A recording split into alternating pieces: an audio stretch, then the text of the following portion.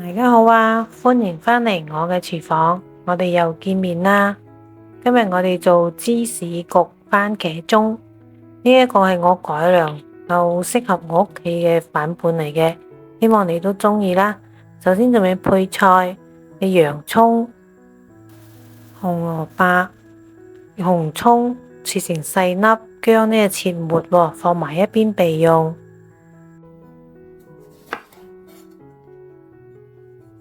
番茄呢就橫向切開1分為2，咁我沿住嗰個邊呢畫一圈，從個番茄心嗰度切開，咁我就嗰啲番茄啲囊呢挖出嚟，咁呢就可以做成一個容器啦。如果你覺得我嘅影片都唔錯，請點讚、訂閱、分享我頻道，並撳埋個鐘仔啦！你嘅鼓勵同支持係我繼續嘅動力，多謝晒！而家係熱鑊熱油，中火倒入嗰啲洋蔥同埋紅蔥、薑蓉，將佢炒香。炒香到嗰啲紅蔥呢變成焦黃啦，洋蔥就變透明啦。呢個時候香味出嚟，就可以轉細火，倒入嗰啲豬肉末。因為豬肉嗰啲蛋白質如果受熱凝固，你好難將佢炒散嘅，所以先用細火將佢炒散之後，等到嗰啲肉末表面變白，就轉成大火，再倒啲料酒去腥。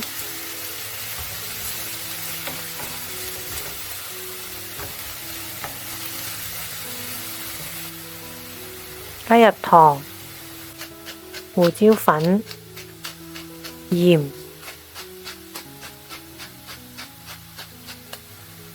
同埋生抽，具體用量可點開標題下方嘅說明區查看㗎。炒香之後，倒入紅蘿蔔粒，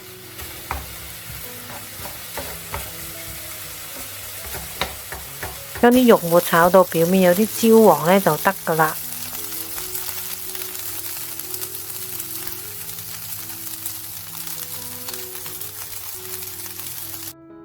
番茄裏邊呢放少少澱粉，作用呢就係黐住嗰啲肉餡，將頭先炒香後嗰啲肉餡呢上入去壓實。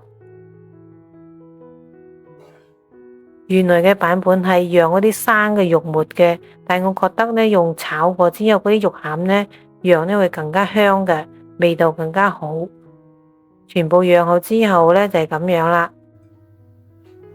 攞個煎 pan 熱油，細火放入去嗰啲番茄鐘。呢一步呢，你可以用個焗爐嚟代爐噶，但係我整得比較少，我就唔開焗爐啦。就將啲芝士呢放喺上邊，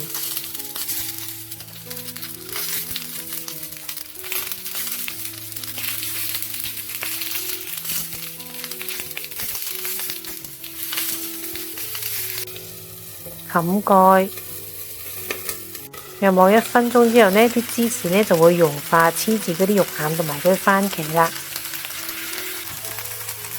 就將佢翻面，將啲芝士煎香煎燶，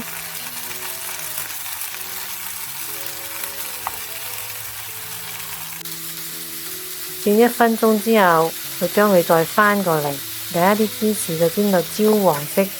啲芝士啲香味就出晒嚟啦。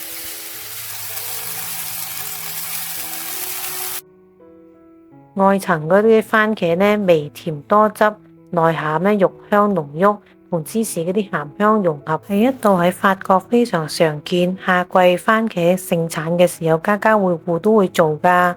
希望你都中意我呢個改良嘅版本啦。